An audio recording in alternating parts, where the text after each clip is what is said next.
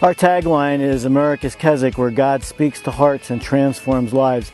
Cranberry Bob and I usually are doing some funny videos, but we thought this week we'd just like to share with you two stories of how God spoke to hearts of our guests. The story goes that there was a young lady that came with her parents. She didn't really want to be here.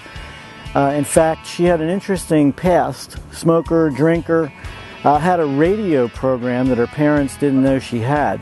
Very accomplished musician, and she stood in the back of the auditorium sort of like this, like, you know what, I'm not going to listen to a thing the speaker's saying. But during her week at America's Keswick, God grabbed hold of her heart, and this young lady trusted Jesus Christ as her Savior. She got married to an evangelist. Her husband founded a seminary in the Philadelphia area. A number of her kids ended up serving on the mission field. And by the way, her son, Dr. George Murray, is going to be the speaker this coming weekend, Friday, Saturday, and Sunday, here at America's Keswick. The other young man I want to share with you about, he was a resident of the Colony of Mercy. And during his time at the colony, he was really broken and beat up and battered, but he wasn't sure what was going to happen with his life.